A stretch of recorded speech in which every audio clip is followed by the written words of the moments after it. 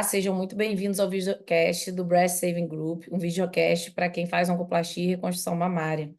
Eu me chamo Maria Najime e hoje eu estou aqui junto com a doutora Gláucia, e nós vamos discutir um artigo super importante para quem faz cirurgia oncoplástica, né? Principalmente para quem adora implante pré-peitoral, né, doutora Gláucia? Isso, eu me chamo Glaucia Cordeiro, eu sou membro do Breast Saving Group, né? E hoje a gente vai conversar um pouquinho sobre uma série de casos do Dr. Benigno. Dr. Benigno Aceli é cirurgião lá no Hospital de La Coruña, na Espanha. Ele já esteve aqui presente no Brasil em vários eventos, né? E a gente já pôde participar de várias palestras com os casos deles que são geralmente revolucionários, né, Najime? Pois é, eu tive a oportunidade de participar de uma mesa com ele no Sim Rio, né? E ele trouxe uma coisa que até pouco tempo a gente não tinha muito o que fazer, que eram as pacientes idosas. Algumas pacientes nem era oferecido a reconstrução, e ele frisou bem que ele procura fazer bilateral, realmente é todo mundo novo, né? Para uma diversidade grande de indicações e condutas bem revolucionárias. A gente vai hoje estar apresentando um artigo que foi justamente um artigo que eu citei no nosso primeiro board do Breast Saving Group, quando a gente falou de complicações com prótese pré-peitoral, né? E nesse artigo a gente vai falar sobre o calcanhar de Aquiles de quem faz reconstrução com prótese e principalmente para quem já se aventurou nas reconstruções pré-peitorais e que, de repente, tem alguma decência, tem alguma área de sutura que tem deiscência, alguma área de necrose, e até mesmo o pior drama do cirurgião, que é o explante, uma prótese de uma reconstrução pré-peitoral, né? Quando acontece que é praticamente uma catástrofe, quando você não tem mais o músculo ali para cobrir aquela região, né, Najime? Então, aquele curativo que você abre no consultório, que bate aquele desespero, frio na espinha, ou aquela foto, né, hoje em dia, no WhatsApp, com aquele brilho bem característico da prótese ali exposta, olhando para você. Realmente é um problema para qualquer um, né? Às vezes, a gente divide bem, né? No nosso grupo, a gente fala, inclusive, em largar a oncoplastia, fazer outra coisa, quando a gente tem essas complicações, porque a gente tem que pensar fora da caixa nesse momento. Quem opera, só quem opera vai ter complicações. A gente sempre tem tentado falar bastante de complicações, porque é o dia a dia do cirurgião oncoplástico. A gente sabe que só vai ter complicações quem opera, né? E como a gente vai conseguir lidar à frente a essas complicações, é que é o mais importante, né? A gente já sabe que as reconstruções com implantes, naturalmente, na sua linha do tempo, elas têm uma maior taxa de complicações descritas na literatura, desde contraturas, infecções, deiscências, né, exposição da prótese, que é o que a gente pode ter de mais, mais assim, extremo, digamos assim. Então, já é uma cirurgia com muitos mais milímetros, digamos assim, né, Najime? Então, aí é importante nesse caso manter a calma, né? Apesar da gente às vezes, né, ficar um pouco ansiosa nesse sentido. E assim, para o mastologista que faz oncoplastia, é importante ele ter o maior número de técnicas no seu portfólio, porque a partir do momento que a gente consegue literalmente pensar fora da caixa nesses casos, a gente consegue empregar às vezes uma cirurgia que não vai ter uma morbidade tão grande e não necessariamente precisa lançar mão dos retalhos miocutâneos para poder estar fechando esses para essas cirurgias de resgate, né, que a gente chama. E esse artigo que a gente selecionou foi justamente surgiu na discussão do caso que a gente estava preparando para o board e que a gente encontrou esse artigo que pôde ser pensado no raciocínio. Talvez no momento daquela complicação, se tivéssemos esse arsenal, tivéssemos tomado uma conduta talvez diferenciada, né? Então é importantíssimo a gente ter isso, a gente ter essa leitura boa desse artigo, que ele traz alguns casos e algumas possibilidades de salvamento das reconstruções em situações bem dramáticas, onde o cirurgião fica realmente numa situação complicada e que não sabe muito o que fazer, né? Então, vamos ao artigo. O artigo foi publicado em 2024, né? Ele aborda o uso de retalhos locorregionais para cobertura de áreas de necrose de pele e exposição de implante após mastectomia poupadora de pele com reconstrução pré-peitoral. Ele tem como base uma outra corte, né, de pacientes chamada Q20, que são pacientes que têm uma prévia seleção e uma padronização. E nesse grupo, foi feito esse estudo com esse subgrupo que teve as complicações imediatas após mastectomia.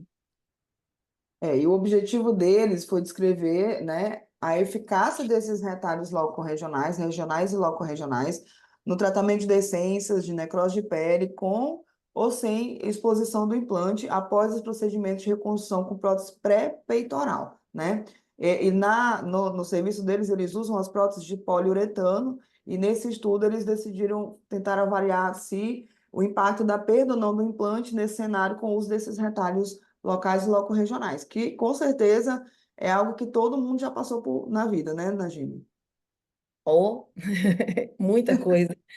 E aí eles lançaram mão, né, de três tipos de retalhos, o tóraco-lateral, tóraco-epigástrico e o Batwind, que é aquela asa de morcego que a gente tem vários desenhos, e no artigo ele traz vários desenhos diferentes relacionados, e são três retalhos que têm uma aplicabilidade tanto para a cirurgia oncoplástica conservadora, para repor volume, como nesses casos para resgate.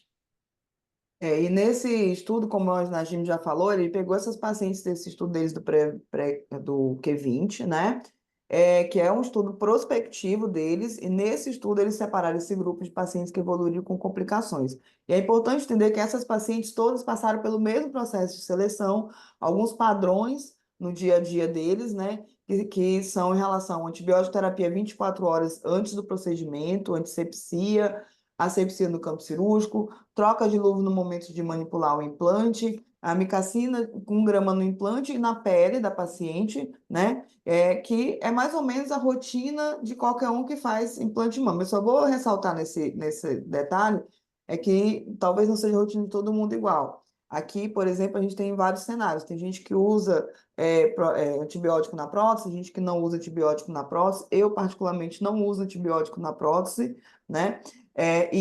O cuidado que eu tenho maior é justamente de que a gente troca de luva no momento de pegar o implante e não deixa ninguém mais pegar no implante, somente aquele cirurgião pega o implante e coloca na paciente. O mínimo de manipulação cirúrgica possível. Esse é o que eu faço no meu dia a dia.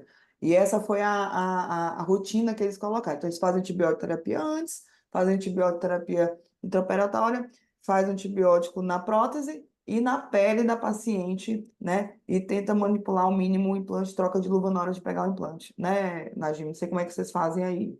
Essa questão aí parece que a gente usa um antibiótico meio que para benzer a prótese, não é isso? Acontece. E o que eu achei interessante é que nas exposições suspeitas de infecção, ele não esperava a comprovação dessa infecção por suave ou qualquer outra forma. Eles tinham uma rotina de fazer amoxicilina com clavulanato, 10 dias, pelo menos. Alguns prorrogavam por mais 5, totalizando 15 dias. E eles não esperavam a indicação, né? E o que eles chegavam à conclusão da suspeita de infecção era questões locais mesmo, como vermelhidão de pele, etc. E é interessante quando eu li o artigo, você vai lendo o artigo, você vai ficando preocupado, né? Porque, assim, eles, eles têm esse cuidado, né, de tratar o quanto antes a infecção com antibiótico terapia, né?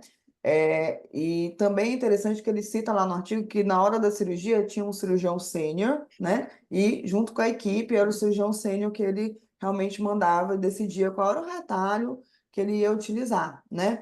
E no momento da complicação. E no momento que eles acessavam a cavidade, é que eles viam se eles iam substituir ou não a prótese. Ou seja, se tivesse infecção com extrusão, mesmo com extrusão, eles faziam antibiótico terapia na paciente, né?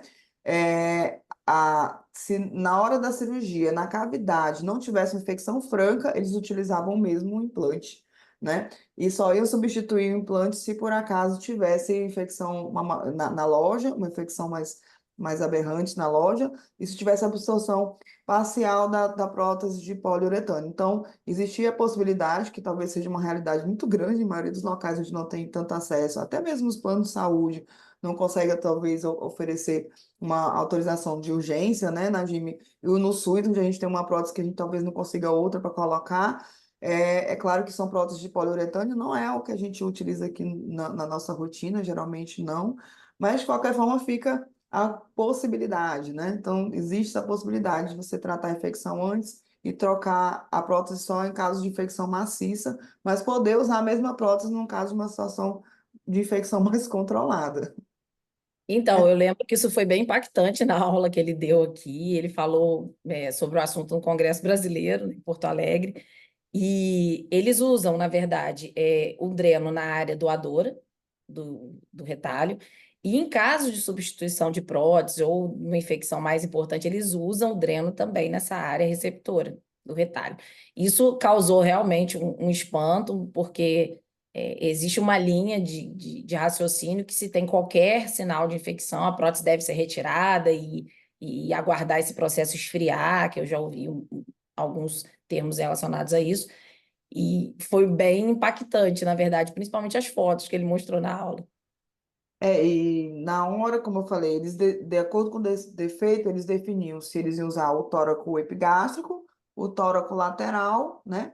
Que esses são retalhos que a gente já tem um domínio maior, porque a gente já sabe de onde vem a vascularização lateral, tem todos uns cuidados da questão do tamanho do retalho, que o Najimi vai falar um pouquinho mais lá na frente, né? Mas do Batwing é um desenho que a gente não tem muita familiaridade, a gente sempre acha que de repente não vai fechar, né? Então ele mostrava os desenhos dele lá no congresso e a gente jurava que aquilo ali não ia dar certo e dava certo, né? Mas ele é bom para a parte da vertical, né, inferior, e também para a região central da mama. É só, acho que talvez só botando a mão e testando para a gente poder ver realmente até onde ele vai. Mas nos vídeos, nos desenhos dele, você jura que não vai dar certo, dá certo, né? Então a gente tem que ter fé, né, Nadine? Pois é, e o Batwing tem essa questão de você ter que confiar na vascularização da pele, do plexo subdérmico, entre outras coisas. Então, é importante estar sempre de olho no retalho na hora que você faz e pensar sempre com um pouquinho de folga, né? Pelo menos eu procuro sempre ir um pouquinho, caprichar na base, coisas assim. E E talvez, falando Nadine, e que talvez, foi? Nadine, e talvez pensar nessa situação, desculpa te interromper, em tentar usar uma prótese um pouquinho menor, né? Ou um expansor, se É, você tiver condições, né? que também é uma excelente possibilidade. Expansor, então, é um plano B maravilhoso. Vale super a pena ter um sempre stand-by no centro cirúrgico, porque em algum momento você vai precisar do expansor e talvez esse seja um cenário que você precise, que você possa lançar a mão do expansor e dar mais segurança, trocar esse implante em vigência de infecção, acho super válido. Perfeito. Falando um pouquinho de números, né, que eu vou até ler um pouco, porque são bastante impactantes, inclusive, foram 226 mastectomias poupadoras de pele, 148 mulheres com taxa de cirurgia bilateral, 52,7% no caso, 79% tinham câncer, né, e 10,9% foram pacientes que tinham a cirurgia indicada em caso de profilática ou alto risco. A idade média é 42 anos, eu achei válido, são pacientes relativamente jovens. 41% das mastectomias eram poupadoras do complexo papilar, mas eles, nesse grupo eles também incluíram as que eram só poupadoras de pele, que não costuma ser tanto a nossa realidade, né? A gente costuma sempre deixar o complexo quando possível. E a incisão utilizada em maior quantidade, né? A incisão programada e padronizada nesses casos era do sulco inframamário. A questão da incisão é sempre uma discussão à parte, né? Cada uma tem sua preferência. Até alguns anos atrás, a gente tinha uma preferência pela lateral no QSE, né? A gente fazia periareolar no QSE para poder ter a proteção do músculo e tudo mais na incisão. E aí temos uma linha que faz também, o pessoal que costuma fazer muito periareolar. Eu, particularmente, gosto muito do sulco. Acho que o resultado fica bom, a possibilidade de resgate com esses retalhos é fantástica. E você, Glaucio, o que que você acha? Eu hoje, particularmente, uso mais o suco de preferência, certo? Mas em algumas situações bem específicas, eu acho que a perarela cai bem, né? Mas quando você pensa no avanço de um retalho desse, eu acho que o do suco ainda traz mais segurança para a gente, com certeza. E, assim, tudo foi evoluindo, né, Najime? Eu acho que todo mundo passou por essas fases. A fase da cicatriz no QSE radial era, assim, o início de tudo, tinha realmente uma ampla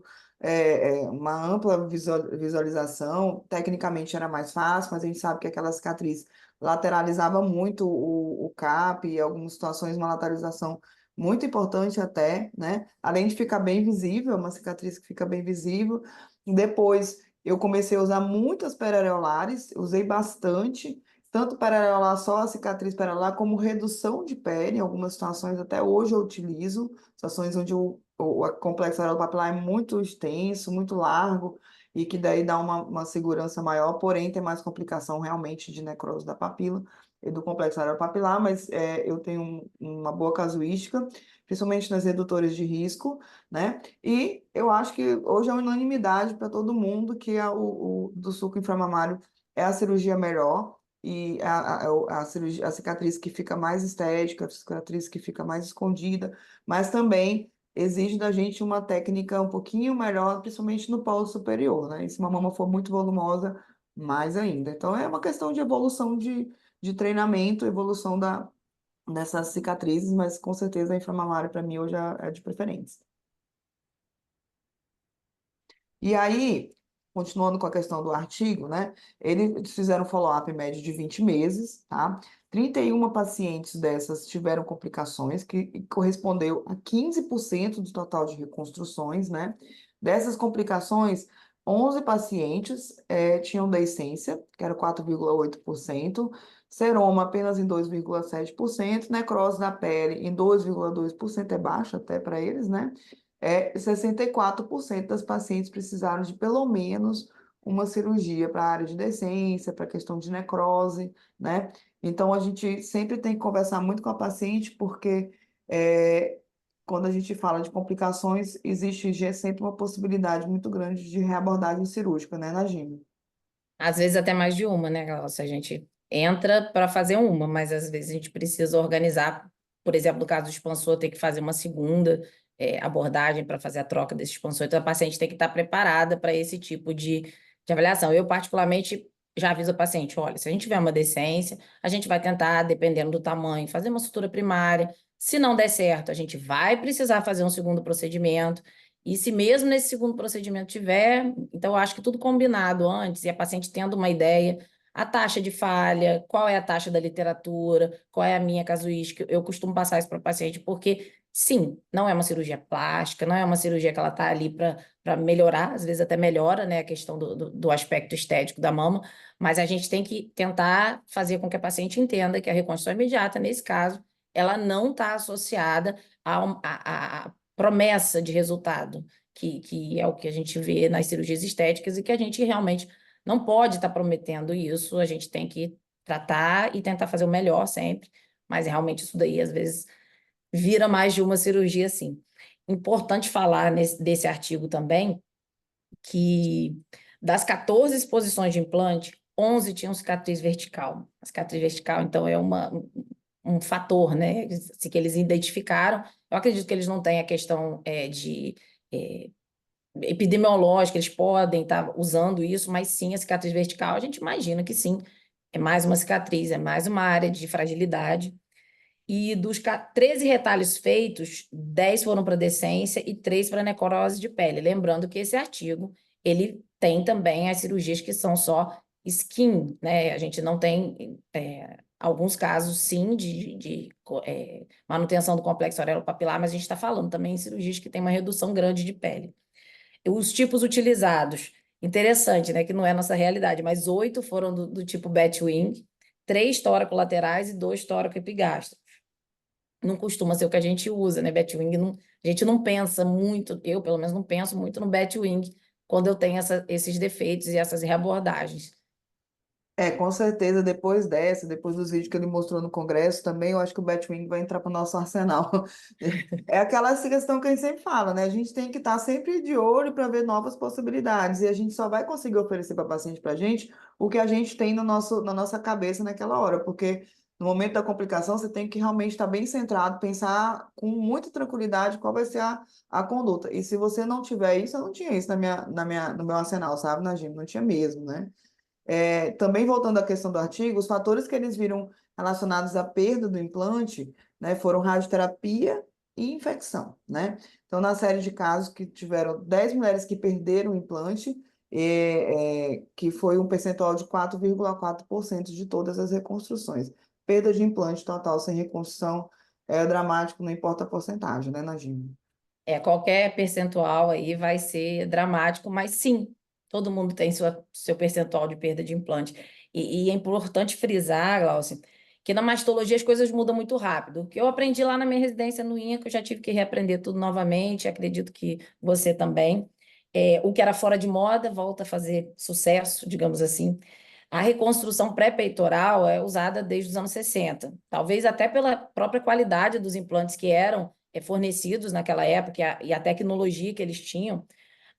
Esses resultados eram muito pobres do ponto de vista estético. Então, essa prática foi abandonada e passou-se a ser a, a, a moda do momento a submuscular, que realmente tem sua aplicabilidade, ela é uma reconstrução mais segura, a custas de outras questões, como a animação, essa prótese você tem uma dificuldade de simetrizar, e como tudo, cíclico, ou seja, a gente teve a questão da pré-peitoral, foi para submuscular como, né, o padrão, e depois a gente hoje tem um resgate dessa questão pré-peitoral que me estranha um pouco. Eu sou acostumada a fazer quase tudo que eu consigo é submuscular, mas realmente a pré-peitoral veio para ficar, ela tem uma curva de aprendizado menor e ela consegue entregar um resultado, às vezes, muito mais natural. A gente, e talvez esteja uma nova onda de voltar para o submuscular, sabe, Nagini? Talvez. Com os ripplings, né? E assim, eu acho que a gente tem que conversar muito com a paciente sobre o pós e contra de cada uma das reconstruções, né? Ao passo que a submuscular tem animação e às vezes até dor relacionada à animação, mas ela consegue manter um bojo melhor quando você compara com a pré-peitoral, que acaba a paciente tendo uma aspitose, né? E principalmente o rippling. Hoje, minhas complicações maiores estão relacionadas ao rippling, né? E o medo mesmo de você ter uma extrusão, porque qualquer coisa, se a pele necrosar no submuscular, você pensa que você vai tratar aquilo ali com curativo, e, enfim, tá tudo lá embaixo do músculo, tá tranquilo. Mas a pré-peitoral necrosou a pele, a gente infarta levemente, né? Entendeu? E assim, o mais importante desse trabalho, gente, é que ele conseguiu mostrar uma taxa, né, de salvamento. Acho que ele conseguiu salvar mais de 50% dessas pacientes que tinham extrusão, decência, necrose da pele com esses retalhos locais, né? E isso acaba sendo algo novo para a gente, porque sempre a gente tinha como uma possibilidade de resgate dessas reconstruções algum retalho, né? Porque geralmente o músculo grande dorsal é o nosso grande aliado na maioria das vezes, então a gente sempre pensava em retalho para salvar essas situações. Também traz para a gente uma possibilidade de você estar tentando salvar aquela reconstrução mesmo com infecção, né? Onde você trata a infecção, troca a prótese e lava a loja e tem uma tentativa de manter aquela reconstrução. Já tem alguns casos mais ou menos assim semelhantes, eu troquei mesmo urgência de infecção por expansor, mas é como você falou, isso tudo tem que ser muito conversado com a paciente, porque ela pode estar colonizada, todas aquelas questões que a gente já sabe, né? E aí, assim, trouxe para a gente essa possibilidade de retalhos regionais e loco-regionais, que é bem menor, uma cirurgia com menos morbidade, com certeza, né? E que acaba sendo importante a gente entender como que você vai usar esse retalho, tá? Então, você tem que entender que a gente tem que uma regrinha, né? A gente pode ter que ser a base, tem que ser metade da altura. Se você fizer uma base muito curta, uma altura muito longa, você realmente vai ter uma possibilidade de necrose da ponta desse retalho, e aí você vai perder de novo essa reconstrução, né, Nagini? Pois é, na hora de desenhar o retalho, eu acho interessantíssimo a gente caprichar na base, porque se você pensar que esse retalho vai rodar aí seus 45 graus e a ponta distal, e avaliar na hora também. Eu acho que na hora da cirurgia é importante a gente avaliar se esse retalho está bem perfundido. Se você tiver alguma dúvida sobre a questão da perfusão, amplia um pouco mais, descola um pouco, vê como é que as coisas funcionam, tenta fazer outro retalho associado, que também é uma possibilidade. Quando um só não é suficiente, de repente você associar dois retalhos, pode ser. Então, assim, pensar fora da caixa e ter essa visão tridimensional na hora da cirurgia é muito importante. Voltando ao mesmo assunto, sobre a questão do portfólio que a gente precisa ter relacionado a todas as técnicas, que a gente meio que constrói o avião voando nesses casos. Precisa ter sempre uma carta na manga. E no estudo, esses retalhos loco-regionais salvaram 53,8% das exposições de implante, o que é uma taxa muito considerável. E é inegável que realmente é uma excelente ferramenta nesses casos. E aí a gente sabe, então, que vê uma situação dessa, e aí, pensa, poxa, você tem que ter um domínio realmente dos retalhos loco-regionais, né? É uma excelente ferramenta para quem faz oncoplastia, e inúmeras situações, não só nessa, né? E essa é uma delas, é uma série inédita que descreveu esse uso para a finalidade de resgate e reconstrução pré-peitoral, que é uma nova modalidade de reconstrução, né? Mas que também o domínio dos retalhos loco-regionais é super importante para vários cenários, né, Nagini? Essa série é interessante que a gente consegue ver que a perda do implante, a perda da reconstrução tem mais a ver com a área receptora do retalho do que com o retalho em si, mostrando que ele é uma alternativa segura. A radiodermite, infecção foram alguns fatores que eles observaram como fatores associados a essa perda. O autor dá ótimas dicas sobre o desenho de retalhos. É, ele orienta essa questão de avaliar a área receptora, incisar na área do retalho só depois que você já tiver feito essa avaliação. Então, o desenho que você faz preliminar, você pode estar adaptando isso na hora da cirurgia. E a avaliação da troca de prótese ou colocação de expansor, que eu acho que é uma excelente possibilidade. Às vezes você tem um volume grande de prótese, e sim, não importa o que você faça, essa prótese vai continuar causando esse efeito, né, essa pressão em qualquer pele, em qualquer retalho que for feito. E como todo estudo, a gente sabe que tem suas limitações, um estudo de série de casos, esse, com certeza tem várias limitações, né? A baixa incidência de complicações nesse grupo avaliado, né? Graças a Deus para eles por isso, mas, enfim, a gente sabe que foi uma taxa de complicação menor do que a gente vê por aí, poucos casos para cada retalho, né? A gente tem uma dificuldade de análise, um follow-up curto, e também que não leva em consideração outras complicações, por exemplo, como contratura, hipo, enfim. Porém, foi bem demonstrado, acho que foi uma ótima opção de ver a demonstração de uma nova técnica, uma possibilidade, né, em que a gente pode estar lidando com essas complicações, né, Naline? Estudo cirúrgico é sempre muito difícil, principalmente quando você precisa padronizar e colocar os subgrupos todos bem balanceados. Apesar de ser uma série pequena e todas as limitações que a gente tem de número de casos, etc., ele abre realmente esse leque de opções nesse cenário dramático, né, de complicação. E se a gente não faz uma intervenção precoce, a chance de perda desse implante e dessa reconstrução é certa, basicamente. Sem falar, né, no caso do adiamento do tratamento adjuvante, da radioterapia. Então, quanto antes a gente intervir nesses casos de complicação, melhor. Ele é rico em descrever essas soluções alternativas, ele possui várias ilustrações, esse artigo. E é uma ótima aplicabilidade. Eu acho que é uma das grandes cartas na manga que o cirurgião oncoplástico pode ter, são os retalhos loco-regionais. Devia ser, assim, a primeira coisa a aprender.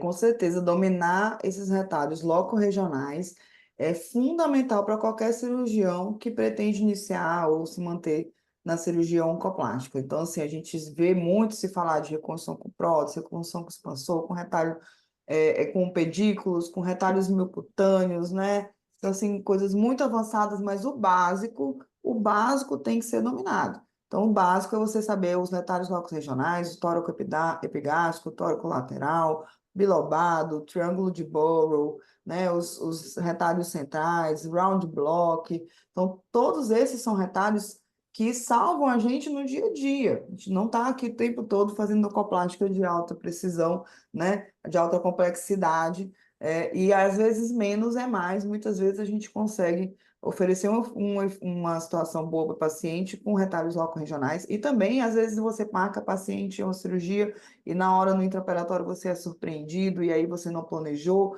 e esses retalhos são super essenciais para a gente poder estar oferecendo o máximo de possível de reconstrução para nossos pacientes, né? Então, puxando o gancho um pouquinho dessa questão dos retalhos loco-regionais, nós vamos promover o nosso primeiro curso, o Cadaver Lab, né, que vai ser junto com a Surge Plus, que é uma empresa com experiência em cursos de cirúrgicos, e a gente, do Breast Saving Group, vai estar se unindo com eles, e a gente vai estar oferecendo um curso desse somente de retalhos locais e retalhos loco-regionais, que são super importantes, hands-on, dia 6 e 7 de dezembro, né, no ITC de Brasília. Esse vai ser um curso com poucas pessoas por estação, justamente a pessoa poder praticar todos aqueles retalhos que ela precisa praticar. Então, depois vocês podem observar lá no link da bio da Surge Plus, e depois a gente vai estar disponibilizando também lá no Breast Saving Group, mas para fazer suas inscrições, que esse curso vai ser imperdível para quem está começando agora um coplastia ou até mesmo aquela pessoa que já faz coplastia e quer aprimorar um pouco mais seus retalhos loco-regionais, tá certo? Né, Najime? E eu queria terminar, assim, desse artigo e lembrar que, assim, a gente tem muitas opções, né? Eu vou perguntar para a Najime um pouquinho, que ela explica um pouquinho da experiência dela com relação aos retalhos loco-regionais, como que ela usa para reconstruções tardias na mama. Isso, gente, eu já vi várias reconstruções tardias com retalhos loco-regionais, né? E que a Najime tem uma boa experiência com isso. Fala pra gente, Najime, como é que você faz isso daí? Então, na verdade, quando a gente tem uma paciente mais com maior número de comorbidades e a gente quer tentar, obviamente, entregar, eu uso muito o retalho do abdômen superior. Eu acho que é um retalho super rico e ele acaba tendo várias opções, um leque de opções muito grande. Eu costumo puxar, a paciente geralmente tem um volume abdominal, né? As pacientes pós-câncer de mama tardia, hormonoterapia, ela tem um volume abdominal importante, a gente consegue esse tipo de pele disponível de boa qualidade, prestar atenção onde tem as marcações da radioterapia, para a gente poder fazer as incisões fora dessas marcações. Eu tenho usado muito retalho abdominal de avanço nessas pacientes, que também é uma alternativa interessante. E os locorregionais a gente usa às vezes para fazer prótese imediata. O paciente tem aquela sobra da lateral, aquela gordurinha que elas reclamam pra caramba no pós-mastectomia. E realmente é uma excelente possibilidade ali, aquele tecido, quase um mini flap, né, que a gente estava discutindo esses dias. É quase um mini flap, aquela gordurinha lateral, e a gente consegue, às vezes, melhorar o desenho do polo lateral, colocar uma prótese muscular associada a esse tóraco lateral, um pouquinho, né, adaptado, dependendo com o avanço também de abdômen, como eu falei, 2 retalhos associados.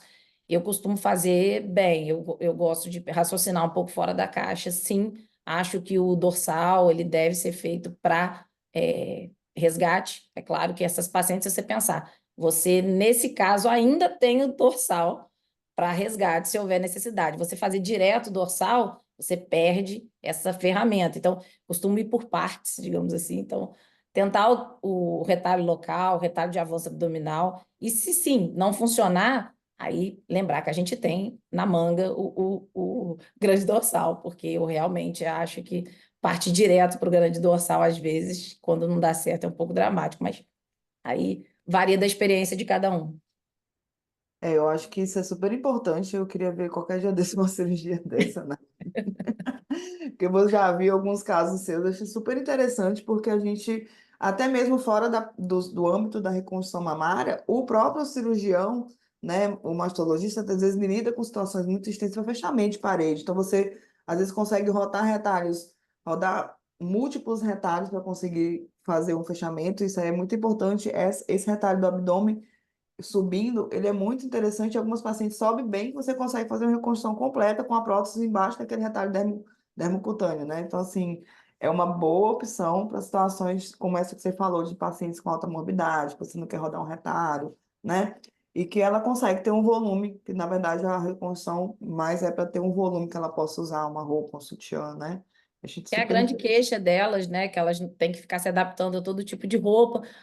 E geralmente essas pacientes têm uma pitose contralateral, então você pode, né, organizar de acordo com a necessidade ou o que ela tem de ideal, reduzir essa mão contralateral, fazer uma mastopexia e colocar uma prótese que ela possa se livrar, por exemplo, daquele enchimento ou de uma prótese externa, para ela já está valendo, digamos assim. Então, eu acho que você poder oferecer com menor morbidade esse tipo de procedimento vale super a pena.